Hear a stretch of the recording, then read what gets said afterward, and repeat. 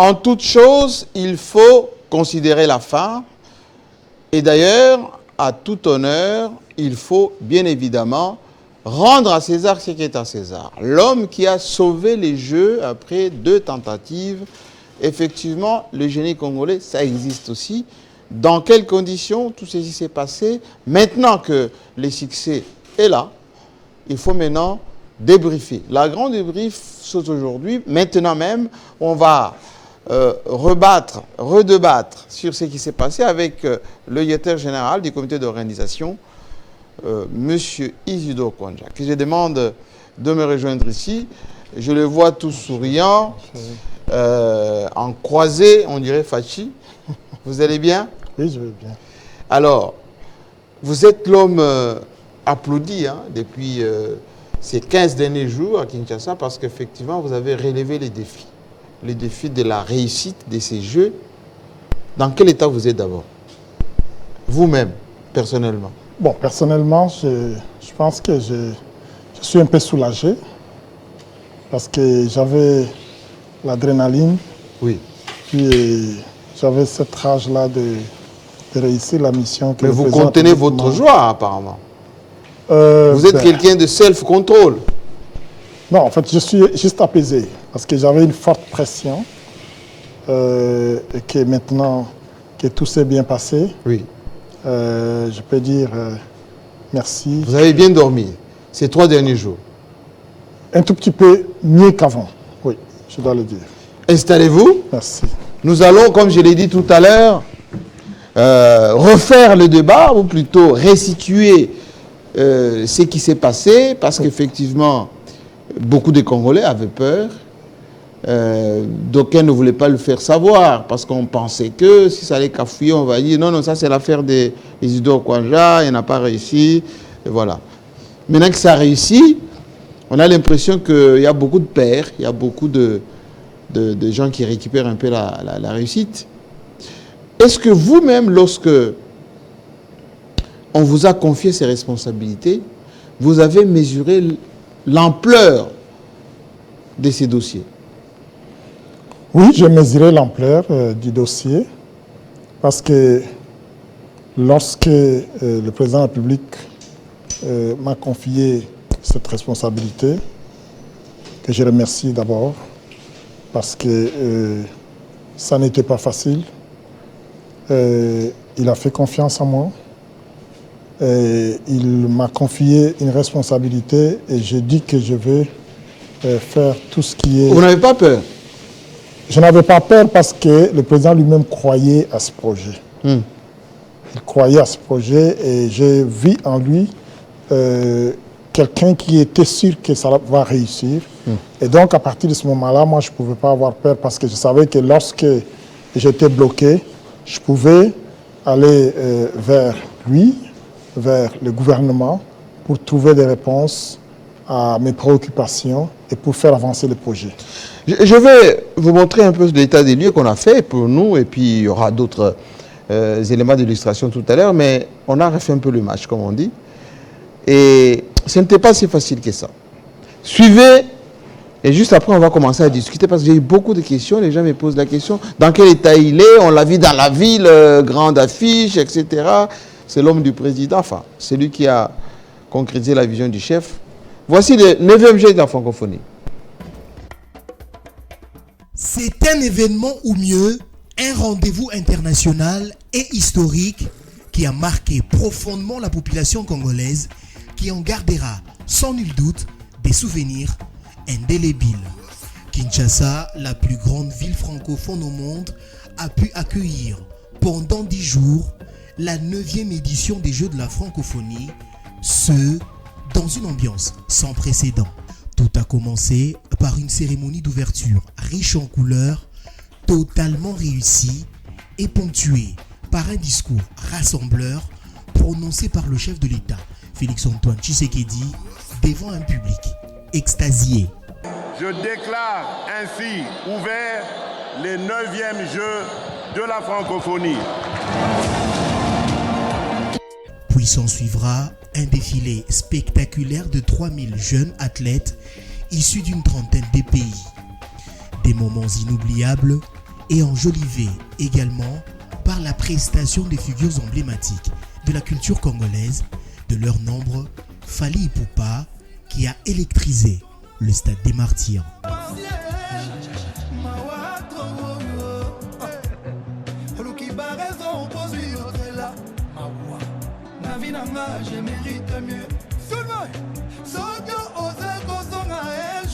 Coup d'envoi donné, place aux compétitions sportives et concours culturels. L'engouement était total dans différents sites retenus, notamment les stades des Martyrs, Tata Raphaël, l'échangeur délimité, Académie des Beaux-Arts, Wallonie-Bruxelles ou encore Palais du Peuple. Pendant 10 jours, les athlètes ont compéti en toute sportivité, sans aucun incident du début à la fin des Jeux, ce en dépit des quelques difficultés minimes liées à la restauration, mais qui ont été très vite résolues grâce au dynamisme du comité directeur des 9e Jeux de la francophonie, dirigé des mains des maîtres par M. Isidore Kwanja. L'homme a fait preuve d'une expertise incontestable et d'une transparence dans l'organisation de ces Jeux, conformément à la volonté du chef de l'État, Félix-Antoine Tshisekedi Tshilombo, qui tenait à la réussite de cet événement. Très déterminées, les autorités congolaises ont pu relever ce défi en offrant à la jeunesse des infrastructures de qualité construites aux normes internationales. Comme pour honorer la République, les athlètes congolais se sont distingués en remportant 34 médailles, dont plusieurs en or, à la grande satisfaction du peuple congolais. Il y a une organisation bien, ma cassie, sécurité, il y a assuré, et puis je vois son les gars qui vraiment très bien. J'ai eu moi-même l'impression comme si j'étais en Europe. Des choses qui se passent en Europe, dans d'autres pays, et c'est ça que j'ai vu. J'ai eu à vivre de mes propres yeux. Je suis vraiment très satisfait et je rends hommage à M. le Président de la République, Félix-Antoine Tshisekedi. Les 9e Jeux de la francophonie ont aussi été marqués par la prestation des artistes congolais de renommée internationale tels que Maître Gims, qui a livré un grand concert à l'esplanade du Palais du Peuple, ou encore Héritier Watanabe, Fabregas et Moïse Mbié. L'événement s'est clôturé par un spectacle artistique marqué par la prestation des percussionnistes et du célèbre chanteur Ferregola au stade des Martyrs. Ça y est, la messe est dite. Les 9e Jeux de la francophonie ont permis à la République démocratique du Congo de vendre une bonne image d'elle-même à l'extérieur, celle d'un pays capable d'accueillir des grands événements. Mais quelles sont les retombées de ces grands événements? C'est à cette question que M. Isidore Kwanja va essayer de répondre dans ce grand plateau de JMK Today face à Jean-Marie Kassamba.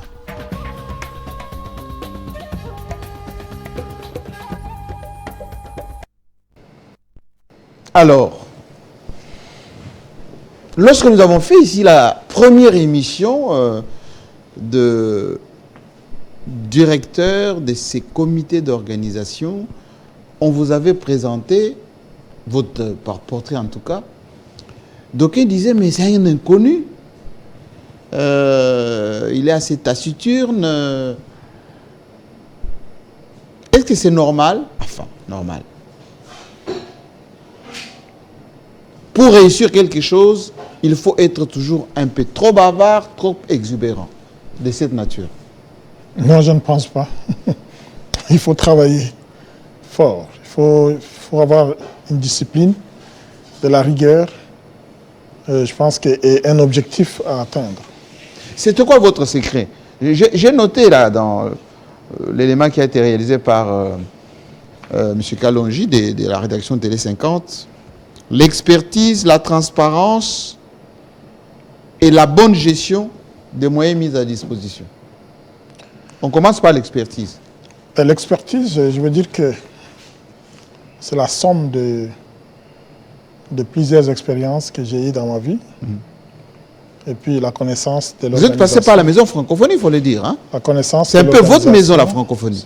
L'expérience de l'organisation. Oui. Et puis tout mon bagage intellectuel, j'ai mis tout ça à profit pour diriger une équipe qui était également composée des gens de plusieurs domaines. Parce qu'il faut dire que cette réussite, c'est un travail d'équipe. Oui. Il fallait un leadership. Oui, il fallait un leadership, bien entendu. Et il fallait donner une orientation. Et moi, j'avais un objectif à atteindre, c'était d'arriver à organiser l'événement. Et je me disais, contrairement à d'autres collègues qui sont dans d'autres domaines, moi, la mission qui m'a été confiée, même les enfants de la rue pouvaient m'évaluer. Oui. Mais la preuve, hein, vous avez écouté là. Voilà, parce que ce que tout le monde attendait, que CG est lié et que ce soit un succès. Et que si cela n'avait pas lié et que ce n'était pas un succès, tout le monde allait m'évaluer. Et maintenant que cela s'est passé, nous avons vu que tout le monde également a évalué. Tout le monde vous évalue positivement aujourd'hui. Mais oui. Il faut dire que tout ça, si nous avons réussi à organiser cet événement, c'est parce qu'il y a eu quelqu'un qui a cru à l'organisation de CG, le président de la République. Pourquoi? D'abord parce que, à peine arrivé au pouvoir, il faut dire que le CG ici, le processus a commencé en avril 2019. Et le président a pris ses fonctions en janvier 2019. 3 mois avant. Oui, 3 mois après. Mais à ce moment-là, on n'avait qu'une seule infrastructure, le stade des Martyrs, alors qu'on devait organiser 9 compétitions sportives. 9 compétitions sportives. Donc, en acceptant déjà à ce moment-là d'organiser CG, donc il avait une ferme conviction que nous allons y arriver et que nous allons construire les infrastructures et que ces infrastructures vont rester pour les générations futures. Donc déjà, le fait d'avoir accepté, alors qu'on devait construire les infrastructures, c'était déjà donc une conviction ferme que CG allait avoir lieu ici dans notre pays. Il s'est fait malheureusement que la Covid qui est passée par là a laissé beaucoup de traces et de conséquences qui étaient telles que la plupart des matériels qui devaient venir soit de l'Asie, soit de l'Occident, et avec tout ce qu'il y a eu comme perturbation au niveau des transports maritimes, ça a eu des conséquences pour le deuxième report. Mais pas seulement. Hein. Pas seulement Covid. Seulement. Il y a eu aussi des problèmes d'organisation et des animateurs qui étaient mis là-dessus. Maintenant, on peut le dire parce que vous avez corrigé tout ça. Mais il y a eu des gens à qui on a donné ces responsabilités qui n'étaient pas à la hauteur. Bon, en fait, moi, c'est nous qui le disons. C'est nous qui le disons parce qu'on était là pour observer et nous avons constaté qu'ils ont fait passer beaucoup de temps et parfois on a perdu beaucoup d'argent avec cette affaire de Gisons. C'est ça. Donc, moi, je reviens à ce que j'ai dit là. Oui. Donc, c'est cette volonté du départ qui m'a donné confiance que je peux croire que nous allons réussir. Et depuis le début, moi je me rappelle, j'ai fait une émission avec un journaliste d'une chaîne de la place. Il m'a dit, mais où est-ce que tu tires cette confiance? Si. Je lui ai dit, je tire la confiance de la volonté du chef de l'État qui a dit que CG vont avoir lié et je crois qu'ils auront lié. Et c'est comme ça que nous avons cheminé.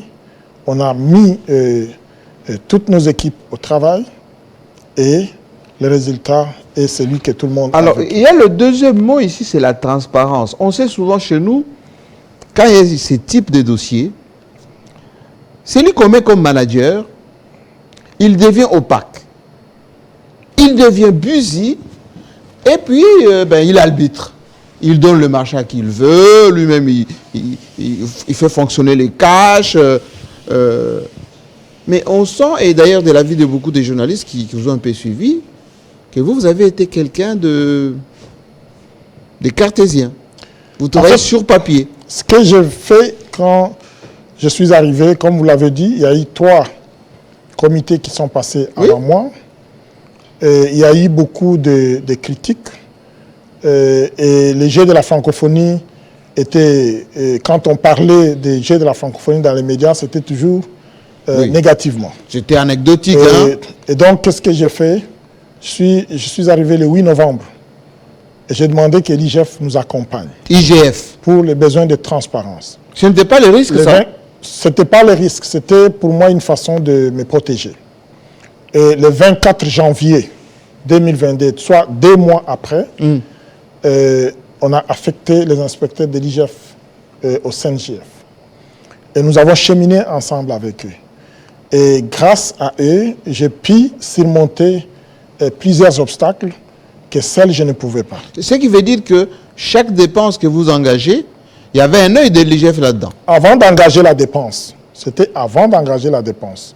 Chaque semaine, ce qu'on fait, c'est qu'on fait un plan de décaissement. C'est ça. On prévoit qu'est-ce que nous allons dépenser cette semaine. Nous faisons un plan, nous mettons les soubassements, nous présentons aux inspecteurs de l'IGF qui étaient chez nous, qui avaient des bureaux chez nous. Oui. Ils passent en revue, ils analysent les pièces justificatives. Lorsqu'ils estiment que cette dépense est fondée, ils approuvent.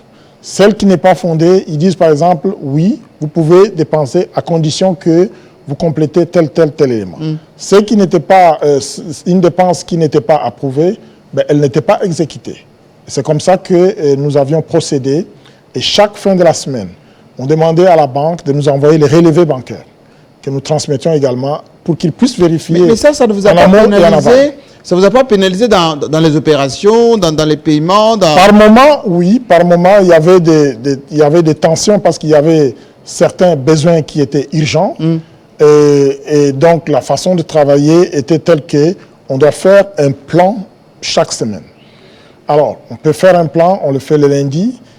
On n'a pas prévu une dépense quelconque, mais au milieu de la semaine, l'imprévu s'introduit. On doit faire cette dépense-là. À ce moment-là, on prenait le risque et on faisait la dépense, mais la semaine prochaine, vous régularisez. On apportait les justificatifs pour attester pourquoi il était important et urgent de faire une telle dépense. Donc c'est comme ça que nous avons procédé. Et l'autre chose, c'était, comme je dis ça, j'ai mis beaucoup de la rigueur dans l'exécution même du budget. On était très rigoureux. Pour chaque dépense, je devais avoir toutes les justifications pour arriver à prendre une décision. Et chaque fois, il y avait des dépenses que moi-même, je pouvais carrément annuler. Et je dis, bon, ça, je ne peux pas le faire parce que je ne vois pas les liens qu'il y a avec l'organisation. Mais est-ce que vous n'êtes pas tenté, parce que quand on fonctionne toujours en urgence, avec des projets de cette nature où tout le monde veut que ça se passe et que ça aille vite, allez, vous dites, j'ai fait glisser telle ligne, telle opération, de toute façon c'est urgent, on va dépenser quand même cet argent, etc. Ça ne vous a pas tenté d'une manière? Déjà, comme je l'ai dit, il n'y a pas que l'IGF, il y a aussi la Direction générale des passation de marché. Toute dépense de plus que 50 000 $, on devait soumettre la demande de l'avis de non-objection à la Direction générale des passations de marché qui autorise et nous pouvons maintenant signer un contrat avec un prestataire et faire un paiement. Donc il y avait, je veux dire, il y avait 3 vérifications. La première vérification, c'est que lorsque nous engageons une dépense de plus que 50 000 $, nous soumettons les dossiers à la Direction générale des passations de marché. Lorsque la direction nous autorise, maintenant pour décaisser, nous soumettons à l'IGF donc dans un plan de décaissement. Et lorsque l'IGF approuve, par exemple, pour des contrats de plus que 500 000 $, on devait, une fois qu'on a obtenu toutes les autorisations de la DGCMP, mais avant de faire le paiement, nous devons obtenir l'autorisation du Premier ministre. Ah oui? Pour les dépenses de plus que 500 000 $. Pour les dépenses de moins que 500 000 $, à partir de 100 000 jusqu'au moins de 500 000 $, on devait obtenir l'autorisation du ministre du Budget pour faire cette dépense. Et même lorsque nous avons obtenu l'autorisation soit du Premier ministre, soit du ministre du Budget, avant de sortir de l'argent, l'IGF va également jeter un coup d'œil. Donc il y avait tous ces mécanismes qui étaient mis en place qui faisaient en sorte que, en plus, comme je l'ai dit, tout se faisait au niveau de la banque. Même le paiement des employés. Ah oui? Et avant, quand je suis arrivé, on m'a dit qu'il y avait des pas employés une caisse noire dans votre bureau, coffre-fort avec un peu de liquide? Nous avons un coffre-fort pour des petits besoins. Donc chaque semaine... Non, les coffres-forts à $1 million? Non, même pas à $100 000. On avait un petit coffre-fort avec notre caissière pour des petites dépenses. Oui, si vous voulez acheter du papier, des transports, du papier, des choses comme ça, qui, donc, très banales. Mais pour des dépenses importantes, ça nécessitait absolument que nous obtenions les autorisations de la DGCMP. Ce qui veut dire que, et j'avais raison de le dire tout à l'heure, vous êtes un homme qui dort tranquille, parce que vous avez pris des dispositions en amont pour éviter, et c'est qu'on a toujours vécu ici, aussitôt que la fête est terminée, direction le parquet. Les dispositions étaient déjà même mises en place parce que, avec tout ce qui s'est passé avant, on n'a pas voulu arriver à la même situation. Donc, les dispositions étaient prises de telle sorte qu'il y avait cette vérification en amont pour permettre à ce que toutes les dépenses se passent en toute transparence. Et comme tout se passait au niveau de la banque, il y avait toujours la traçabilité. Et au niveau de l'OIF, chaque 3 mois, il y a un expert qui venait pour faire l'évaluation. L'état de finances, les états financiers. Les états financiers. Pour les constater. Dès que l'expert du comité international arrivait, il avait accès à notre compte, il avait accès à toutes les dépenses que nous effectuons. Et à partir de ce moment-là, quand il y avait des observations, il pouvait nous donner des observations en disant ici, vous devez faire ceci, ici, vous devez faire cela. Parce que, comme je l'ai dit, à la fin, nous allons avoir à passer par l'audit de l'OIF, qui va auditer... Ah, l'OIF va vous auditer aussi? Oui, oui, oui. L'OIF, oui. Oui. Après, nous allons faire les rapports, parce que nous avons encore 6 mois. Après les G, nous avons 6 mois jusqu'en 2024. Ça veut dire que votre travail n'est pas terminé là avec la clôture? Jusqu'en février 2024. Non. Donc après les G, nous avons 6 mois pour faire les rapports. Nous avons également toute cette période-là pour passer par l'audit de l'OIF sur toute la gestion, parce que l'OIF doit apporter sa contribution. Et cette contribution intervient toujours après avoir fait l'audit. Ah, ce qui veut dire que nous avons engagé. Nous avons engagé des sommes. Et l'OIF va quand même nous rembourser quelque chose. Il va quand même nous rembourser des sommes. Très bien. Après à quelle hauteur? Quel pourcentage? Sur 100%? En fait, il y a ceci. Donc, dans le budget global, oui, il y a une partie pour les investissements, il y a une partie pour le fonctionnement, donc ce qu'on appelle budget organisationnel. Okay. Le budget organisationnel, il est composé donc de tout ce qui touche à la restauration, à l'hébergement, au transport, à la santé, à la sécurité, qui sont des aspects importants. C'est-à-dire que les athlètes de tous les pays contribuent à l'ordre de 400 € par athlète pour compenser aux dépenses que les pays hôtes fait pour eux, notamment en ce qui concerne l'hébergement, la restauration, le transport, la sécurité et la santé. Donc, et ça, cette partie-là est mise à disposition du pays hôte après l'audit de l'OIF, donc après les G, après l'audit, ainsi de suite. Ah, très bien, mais félicitations. Donc on attend quand même quelque chose de l'OIF, c'est une très bonne chose. Oui, on attend. Oui. Alors, le jour J, c'est-à-dire le jour du lancement, de l'ouverture, c'était comme un rêve. Je ne sais pas si on a des images ici. Mettez-moi quand même quelques éléments pour qu'on voie ce qui s'est passé ces jours-là, parce que au début, on disait que le stade n'allait pas être plein, et des deux, on allait peut-être avoir des problèmes de son et d'image. Comme chez nous, on a toujours la sono qui tombe en panne, les courants qui partent, ou parfois les dispositions posent problème. Voici comment ça s'est passé, les jours d'organisation.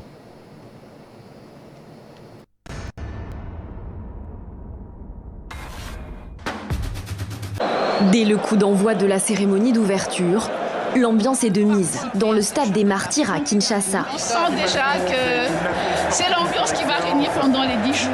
La jeunesse d'une trentaine de pays est représentée. 3000 sportifs, mais aussi des artistes. Pour ces 9e Jeux de la francophonie, accueillis cette année par la République démocratique du Congo, les cultures francophones sont brandies fièrement, tel un étendard. Mon vœu le plus ardent est que cette période que nous allons passer ensemble soit mise à profit par nos hôtes pour découvrir les talents de nos athlètes et la richesse du patrimoine culturel congolais. Je déclare ainsi ouverts les 9e Jeux de la francophonie. Les Jeux ouverts, place maintenant au spectacle pour les 80 000 spectateurs du stade. Chants, rumba revisité. L'âme du Congo, source de vie pour tous les Congolais. Le tableau dresse le portrait du Congo avec ses peuples, ses animaux, son fleuve.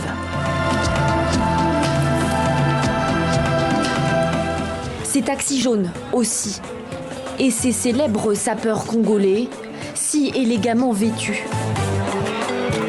Le clou du spectacle. Francophonie, oh yo, et na Congo, le jeu de la francophonie. Bill Clinton Calanche. C'est d'abord Bill Clinton, là, bien sûr. Un artiste très très chaud, très très vivant, et qui a pris le nom d'un président américain. Voilà, Bill Clinton. Oui, bien sûr. Il a fait un dessin, j'imagine, je sais pas. Le bouquet final. La star congolaise Fally Ipupa, digne héritier du roi de la rumba Papa Wemba, mais aussi digne représentant de la plus grande ville francophone au monde, Kinshasa. Il embarque avec lui les voix du stade comble.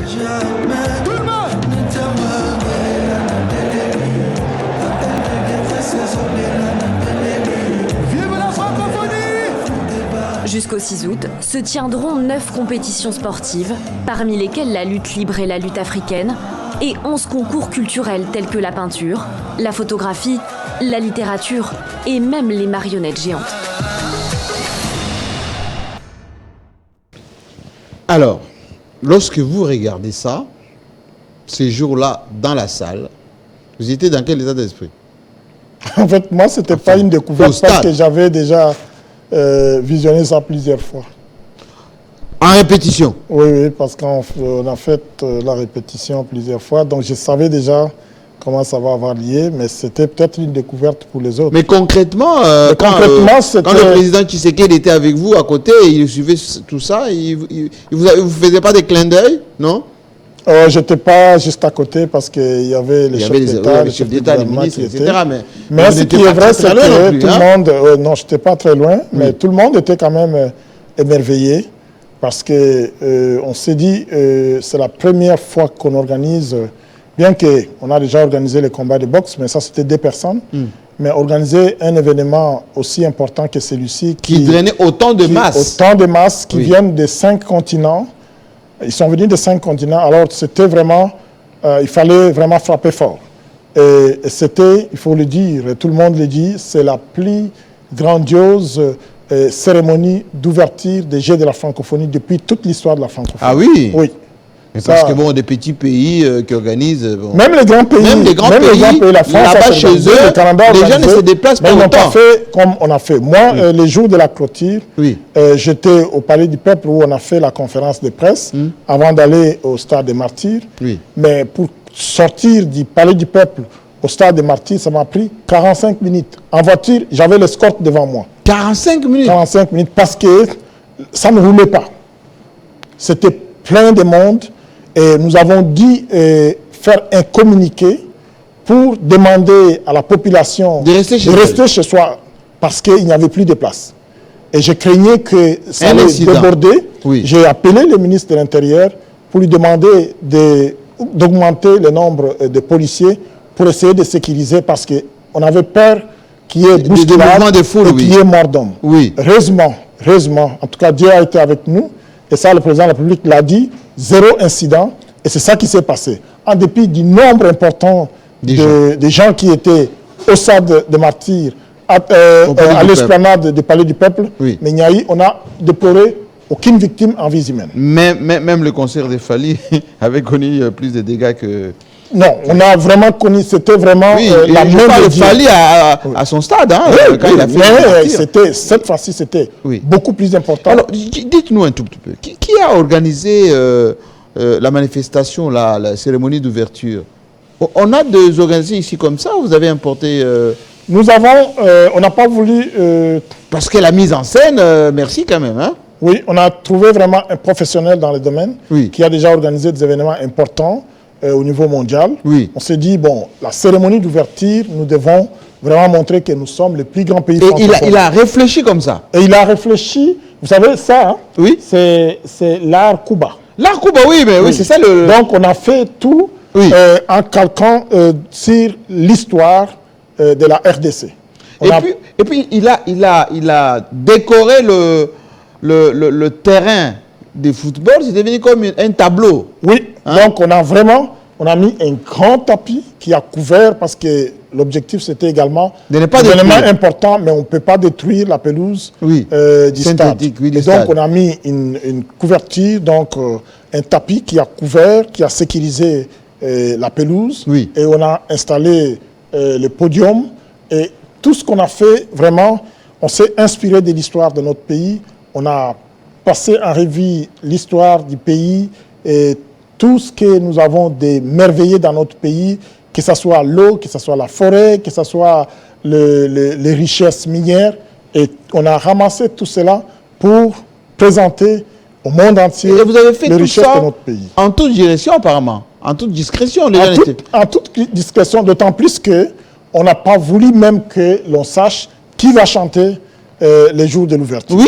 Parce qu'on voulait que vous avez brouillé les pistes. On a juste dit à tout le monde, est-ce que c'est Gibbs, est-ce que c'est Fali, est-ce que... Et finalement... Venez seulement, vous allez découvrir. Parce qu'on ne voulait pas que, même lorsque on faisait des répétitions, on n'a pas voulu que les gens viennent voir qu'est-ce qui se passe. On disait à tout le monde, attendez seulement à l'ouverture, vous verrez qu'est-ce qui va se passer. Allez, qu'on me mette quelque chose, parce que je sais que vos équipes travaillent toujours. Et moi, j'ai des questions ici de la manière dont, durant toute la période de jeu, comment vous avez slalomé, vous avez joué entre site par site, avec les impondérables, etc. Ça on va voir juste après, qu'on ait quand même une idée de ce que les Kinois ont vécu ici à Kinshasa.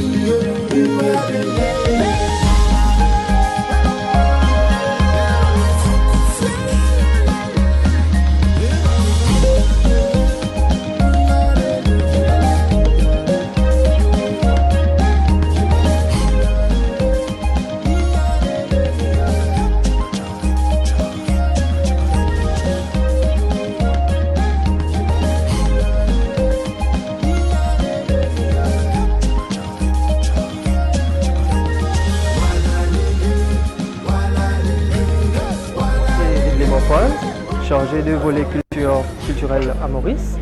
Donc je suis officier de la culture au ministère des Arts et de la culture à Maurice. Et ici c'est mon équipe, nous avons participé à la 9e jeu de la francophonie au Kinshasa. Nous sommes dans plusieurs disciplines comme il y a conte et conteur, hip-hop, la peinture, la photographie, la sculpture, danse de création et aussi chant. Ah, vraiment impressionnant, vous voyez vraiment il y a des activités qui regroupent beaucoup de pays francophones et ça encourage beaucoup les jeunes aussi à participer. Et ça réunit le sport, en même temps la culture, c'est vraiment, vraiment impressionnant. Kinshasa, j'ai reçu un bon accueil, merci beaucoup et je vous souhaite tous passer un bon moment jusqu'à la fin de la compétition. Merci beaucoup Kinshasa. Alors je suis Joanna Genard, adjoint au volet culturel pour la délégation de la République de Maurice. Donc je suis officier de la culture à la Commission des arts de la culture à l'île Rodrigue. Donc l'île Rodrigue est une petite île qui forme partie de la République de Maurice. Et on a la chance cette année pour la 9e édition des Jeux de la francophonie Oui, on a été très bien accueillis. On est arrivé hier et aujourd'hui, c'est notre première journée.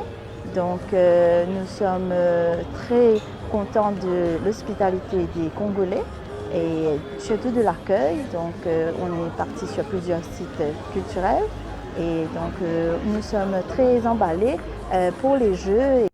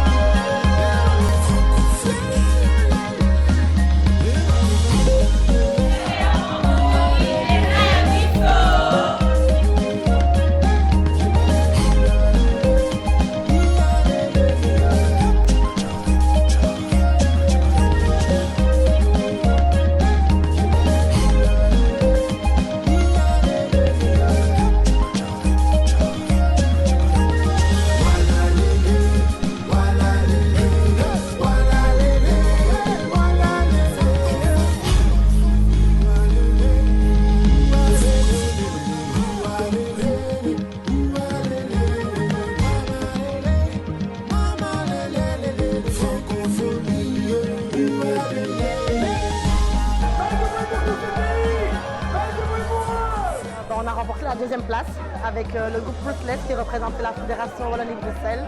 Du coup, c'est un moment de joie. Génial, chaleureux, on se mélange tous entre nous, même les différents pays, et c'est génial. Nous sommes très contents. Yeah.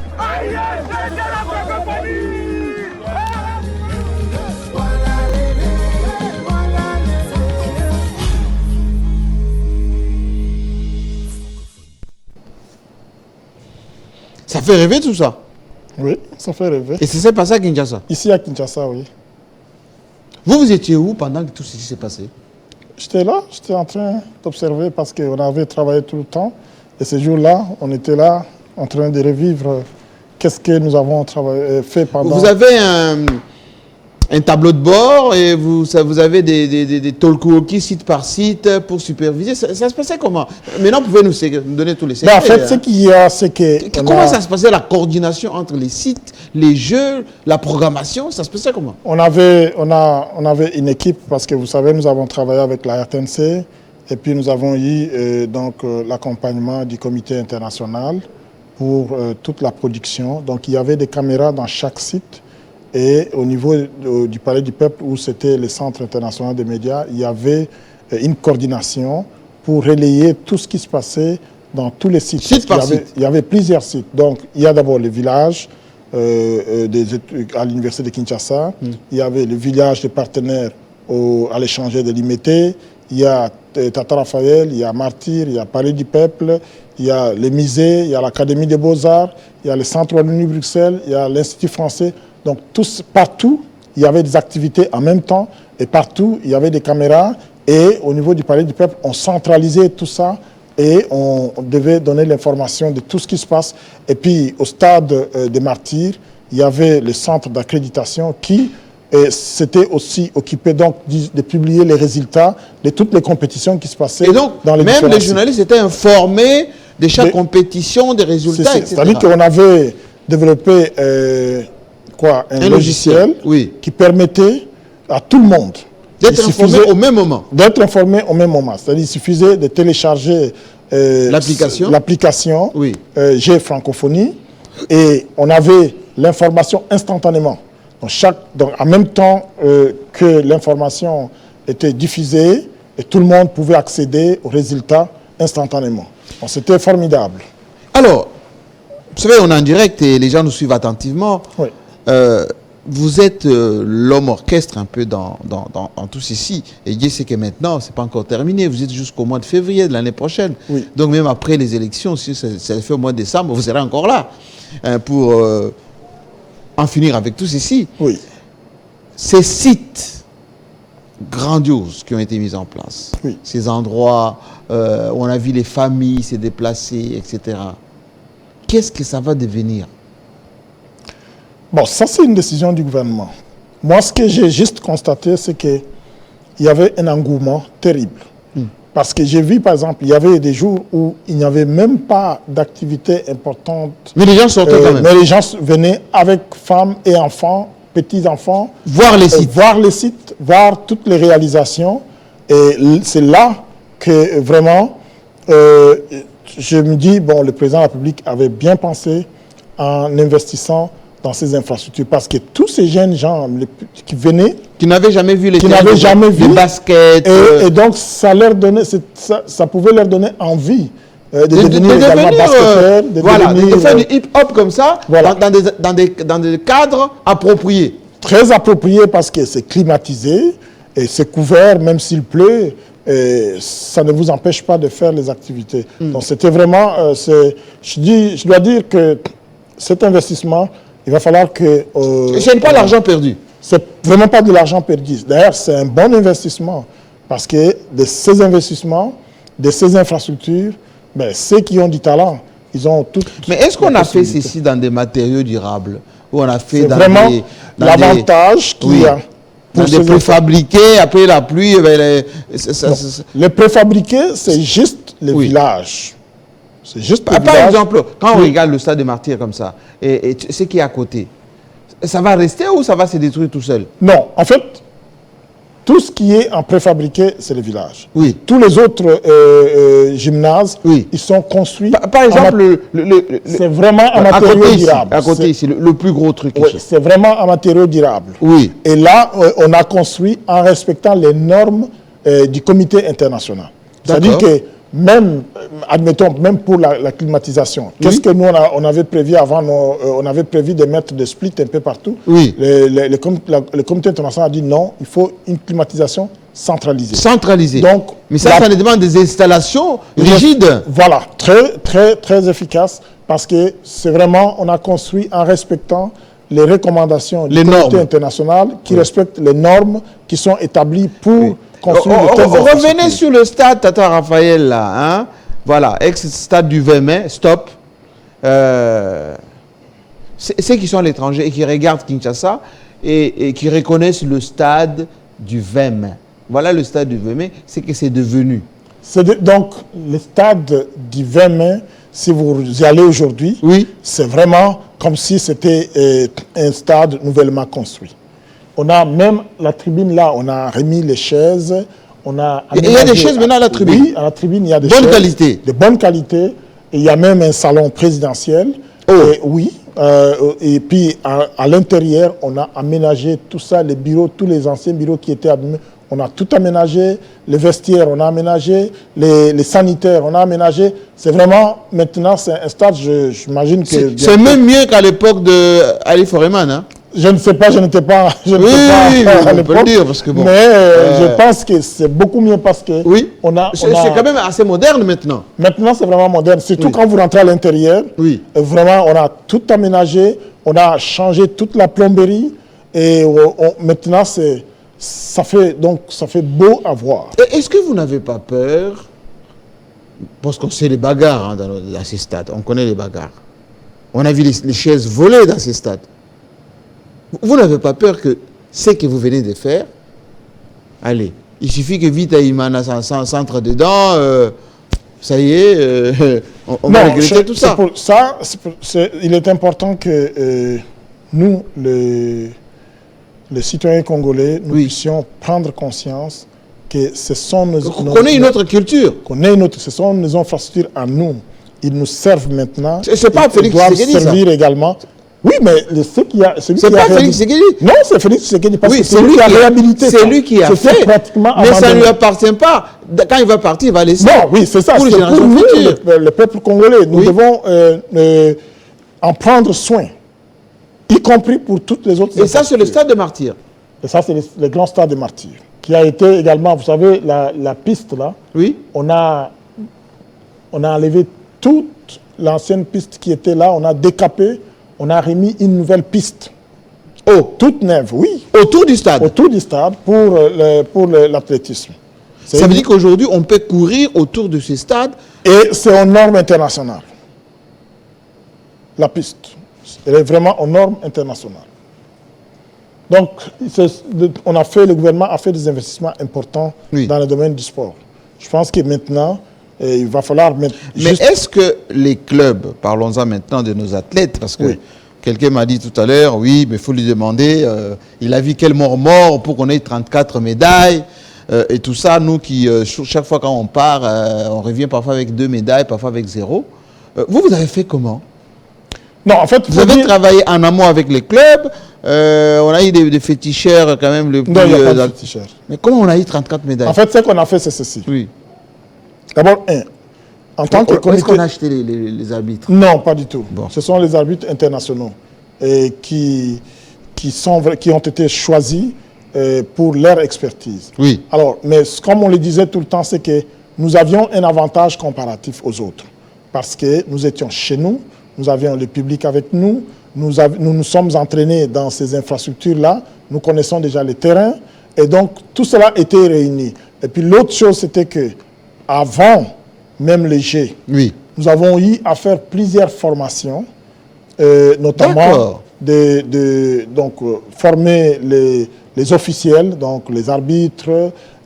Aujourd'hui, les bénévoles qui se sont... Les bénévoles, aujourd'hui, après les Jeux, nous avons non seulement des infrastructures, mais nous avons maintenant des arbitres internationaux chez nous qui peuvent aller arbitrer. Formés aussi. Formés, parce qu'ils ont été formés.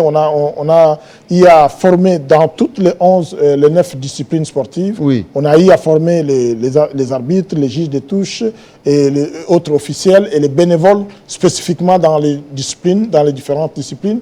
Et ça aussi, ce sont des legs importants que le pays a bénéficié. Par exemple, quand on organisait sur les 120 officiels pour l'athlétisme, le pays n'en avait que 20.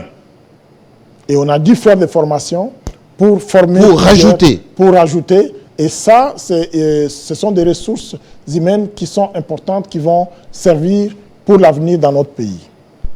Et la culture de tous ces athlètes, parfois qui sont, on va dire, formés ici, ils évoluent ici, ils ne voyagent pas souvent. Maintenant qu'ils vont compétir avec des gens qui viennent d'ailleurs, qui ont des infrastructures chez eux, est-ce qu'il n'y a pas eu de complexe un tout petit peu? Pas du tout. Je vais vous révéler une chose. Il y a 3 semaines avant... Un Français qui fait du judo avec quelqu'un qui apprend ça à Massina ou à Barumbu. 3 semaines avant les Jeux, le CIO de NBA Afrique est venu ici à Kinshasa.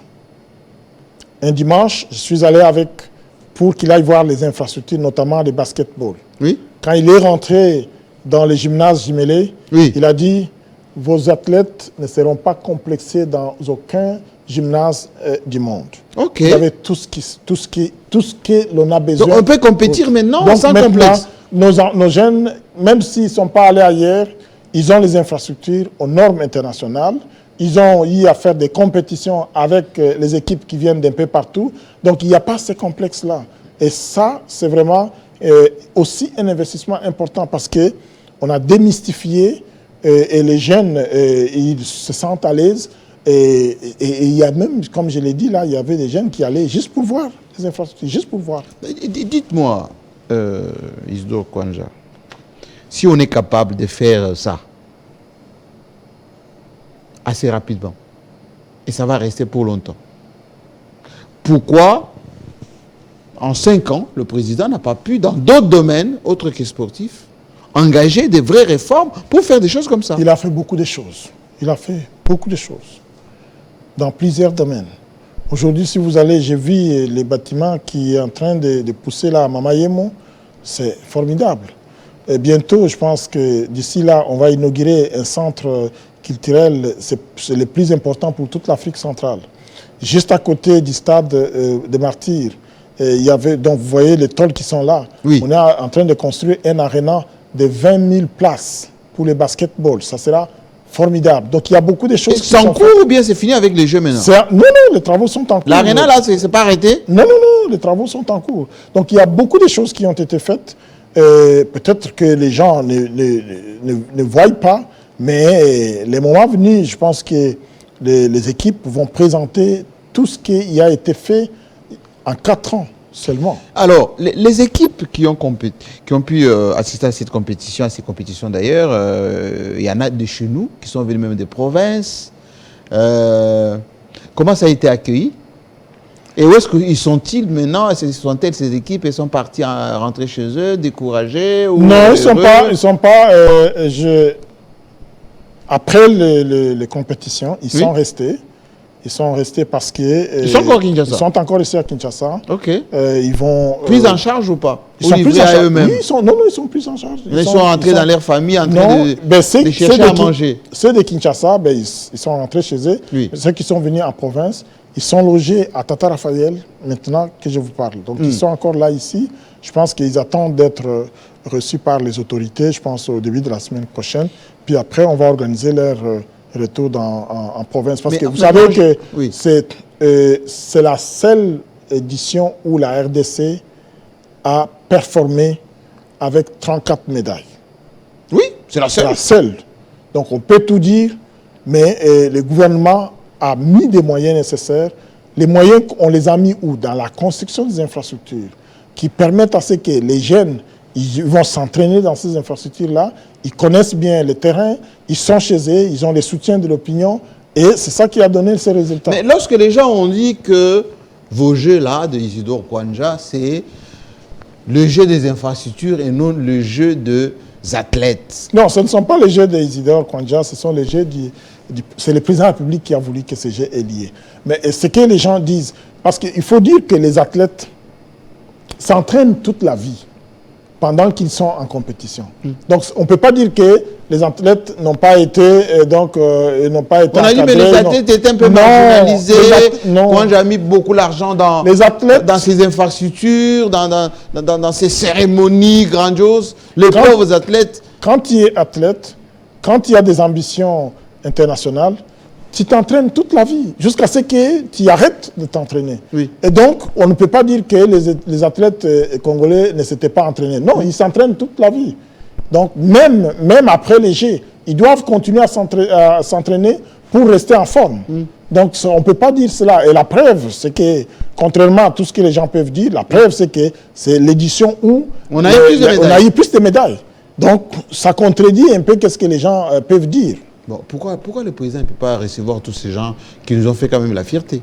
Je le dis. Est-ce qu'il va le faire? Est-ce qu'il va le faire? Je pense qu'il va le faire parce qu'ils sont là, justement. Ils sont restés, ils ne sont pas descendus, ils ne sont pas rentrés en province. Je pense que c'est pour ça. Mais je ne peux pas m'avancer, mais je sais que c'est pour ça. Vous aurez une médaille, vous? Je n'en ai pas besoin. Non, mais le président, il va vous donner. Et quel type de médaille il va vous donner, vous? Je n'en ai pas besoin. Parce que vous avez été comme capitaine de ces Jeux sans être sportif vous-même. Non, non. Moi, j'ai fait le travail qu'on m'a confié par le chef. Oui. Et je l'ai fait et c'est tout. Pour le reste, je pense que c'est pas à moi de dire quoi que ce soit. Parlons-en. Voilà le résultat de votre travail. Voilà. Côté homme, 2 médailles d'or. De côté mixte, 3 médailles d'or. Donc on a eu 5 médailles d'or. Oui. 6 médailles côté homme d'argent, 3 femmes, mixte 2, 11 médailles d'argent, 18 de bronze, 34 médailles au total. Oui. À l'actif de Isidore Kwanja qui a organisé. Non, ce n'est pas à mon actif. On le dira, hein? Même si vous êtes modeste, mais on dira que celui qui a réussi à organiser bien les Jeux, c'est Isidore. Que vous le vouliez ou non, c'est comme ça, c'est l'histoire. Vous avez écrit votre histoire, enfin l'histoire du Congo. En compagnie de votre équipe, vous étiez combien? J'avais une équipe de 154 employés, mais on a fait recours à plusieurs bénévoles qui nous ont accompagnés pendant les Jeux. Et donc, c'est vraiment un travail d'équipe. Et ce travail, si nous l'avons réussi, je dois d'abord remercier le président de la République, comme je l'ai dit. Je dois remercier le Premier ministre qui était le superviseur. Ah, il venait quand même le... Ah oui, oui, mais vous savez, on est descendu, il y avait des fois, on quittait les chantiers à 1h du matin avec lui. Ah bon? Oui. Le Premier ministre s'est engagé, chaque semaine, il faisait une descente. Qu'il fasse la même chose pour les élections. Hein. Il faisait des descentes et il a suivi de plus près. Il a mis en place une équipe, son directeur de cabinet, son coordonnateur, qui était avec moi chaque jour. On descendait sur les chantiers pour recueillir toute l'information. Lorsqu'il y avait des problèmes, on remontait l'information aux réunions du comité de pilotage, les décisions se prenaient et on avançait. Si on n'avait pas eu ce soutien du président de la République, du Premier ministre, de l'ensemble des membres du comité de pilotage, nous ne serions pas arrivés là où nous sommes arrivés. Bon, on va maintenant quand même parler de vous parce qu'on doit terminer maintenant. Vous venez de réussir quelque chose de formidable pour le pays. Tout le monde vous les salue, etc. Vous attendez quoi? Je n'entends rien. Je fais mon devoir. Vous êtes sûr, les gens qui sont à la maison vont vous croire? Ben, s'ils ne veulent pas me croire, je ne peux pas les obliger à me croire. Je repose la question à l'envers. Oui. Pourquoi on ne fait pas appel à des gens comme vous? Si, on fait appel à des gens, c'est pour ça que je suis là. Dans beaucoup d'opérations. Si, si. Dans beaucoup de projets. Si. Et les gens peuvent compter là, à la maison, les nombres de projets qui n'ont pas réussi. Il y a autant de projets qui ont réussi. C'est parce que vous savez, le problème que nous avons, quand le mur est blanc, qu'il y a une tache, oui. On ne voit pas le grand mur qui est blanc, mais on voit juste cette tache-là. Écoutez. Oui. Mais il y a allez au Kassai. Bon, là, je plaide un peu pour ma paroisse. Combien de projets de voirie? Combien de projets de chute Katende? Combien de projets de routes Mbujimaï-Kananga, aéroport, oui. Etc. Moi aussi, je viens du Kassai. Oui. Je peux vous dire qu'il y a... On est la route la route, comment on appelle ça comment on appelle ça encore qui part d'où à où? Qui part jusqu'à la frontière en Angola, Kalambambouji, est en construction. Oui, le Chit Katende, on a amené du matériel. Je pense que mais ça fait 5 ans on devait amener du matériel. Oui, mais vous savez que ces projets-là datent de très longtemps. C'est pendant les 5 ans ici qu'on est en train de les relancer. C'est vraiment important. La route, moi j'ai vu la route Kananga-Mbujimaï qui est en train d'être construite et réhabilitée. Ne soyez pas, on va dire, procureur des gens qui n'ont pas réussi à faire des choses que vous venez d'éprouver le contraire. Quant à ce. Non, ça, on peut le dire avec sincérité. Voici l'homme, enfin, quelqu'un m'a dit, il vous a vu sur une affiche dans Kinshasa. Oui, et il voulait vous embrasser. Et ça, je regrette amèrement. Pourquoi vous regrettez? Je pense que la personne qui a fait ça n'a pas demandé mon avis. S'il m'avait demandé, je n'aurais pas accepté. Comment ça, on a vu l'affiche, l'homme qui a réalisé la vision du chef? Non, c'est la vérité. Oui, il l'a fait, mais il ne l'a pas fait si je ne l'ai pas demandé de faire. En fait, ce qui s'est passé, c'est quoi? C'est que ce prestataire-là est celui que nous avons, avec qui nous avons contracté pour faire les affiches des Jeux de la francophonie. Lui-même, il était emballé aussi. Content. Et donc, nous, notre projet, c'était quand on finit de faire les Jeux, oui. On va quand même présenter toutes ces infrastructures-là. Donc, on va remplacer les affiches en présentant toutes les infrastructures, en montrant à l'opinion qu'est-ce qui a été fait. Oui, et pendant ce temps-là, ben, lui, il a... Oui, mais écoutez, on va pas comment dire, nous gêner de dire quand même que vous avez fait du bon travail. Et que, oui, mais ça ne prenait pas qu'on mette des affiches dans la ville. Oui, mais c'est juste une information, voilà, tout simplement. J'ai demandé qu'on enlève tout ça. Ça a duré 3 jours. Et j'ai demandé qu'on enlève tout ça. Bon, écoutez, oui. La reconnaissance n'est pas de ce monde. Du moment où on vous reconnaît dans votre travail, et Dieu sait que c'est difficile de compter des gens qui réussissent, donc acceptez-le, ne vous gênez pas. Voilà. Et je vais terminer par une question, on va dire, des principes. C'est vrai, vous allez continuer à gérer vous avez évacué les affaires courantes, on va dire, jusqu'au rapport que vous allez faire. Et puis, on espère qu'on va nous redonner notre part par les gens de la francophonie. Là, on a engagé quand même nos fonds et tout ça. Oui, ça, on doit exiger. Oui, mais qu'on fasse du bon travail on va dire, de rapport pour l'audit, que l'audit soit vraiment de bonne qualité. Oui. Est-ce que les clubs, nos athlètes, est-ce qu'il y a une réflexion? C'est ça la question. Est-ce qu'il y a une réflexion pour professionnaliser enfin je pense que bien avant nos clubs, nos athlètes, pour qu'ils puissent compétir, parce que les prochains Jeux de la francophonie, les 10e, ça sera peut-être dans notre pays. Maintenant que nous avons les infrastructures que vous venez d'offrir là, est-ce qu'on a une réflexion pour que enfin ces clubs se professionnalisent? Vous savez, quand le président de la République a accepté d'organiser ces Jeux, l'objectif c'était... J'inviterai le ministre Garboulou ici. Hein, oui, c'était de construire les infrastructures et de développer le sport professionnel. Parce qu'aujourd'hui, les infrastructures que nous avons, ils sont multisports. Donc, ils peuvent servir à plusieurs activités sportives. Et ils sont aux normes internationales. Et nos athlètes ne seront complexés dans aucun gymnase à travers le monde. Maintenant, il faut juste qu'il y ait une bonne politique. Je sais qu'il y a quelques mois passés, il y a eu les états généraux du sport au Bas-Congo. Oui, absolument. Et il y a eu des résolutions qui sont sorties de ces états généraux. Il y a un loge là-bas. Oui, je pense que ce serait mieux qu'on les mette en œuvre. Maintenant que nous avons... Et ça, c'est vous, ça? Et ça, ce sont les athlètes qui sont en train de... Mais sur les infrastructures que vous avez voilà, justement. mis à Kinshasa. Oui, ici à Kinshasa. Ce n'est pas à l'étranger, c'est ici. et ça, nos compatriotes de partout à travers le monde nous ont écrit pour dire nous sommes fiers d'être Congolais. Parce que ce que nous avons vu, on n'a pas cru que c'était en RDC. Et ça, c'est le président de la République qui a fait ça. Il faut vraiment lui jeter toutes les fleurs. Alors, mettez-vous debout parce qu'on a terminé. Vous voyez que je n'ai pas été très méchant aujourd'hui. Hein. Parce que moi, quand il y a du bon travail qui est fait, je ne peux que féliciter. Votre emploi du temps a changé, maintenant que vous avez réussi votre affaire? Il a changé un tout petit peu, mais pas beaucoup. Parce que maintenant, je dois faire beaucoup de lecture, beaucoup d'écriture, parce que je dois préparer les rapports. Puis, une fois que je fais tous les rapports, je vais quand même prendre une semaine de repos. Et puis, je vais revenir pour finaliser les rapports et les présenter aussi bien auprès du gouvernement congolais qui m'a confié ce mandat et auprès de l'OIF également, qui est l'organisateur. Béton, vous avez dit quoi? Fachi Béton. Je ne peux pas le dire ici, mais il est content. Vous pouvez le dire quand même pour qu'on sache.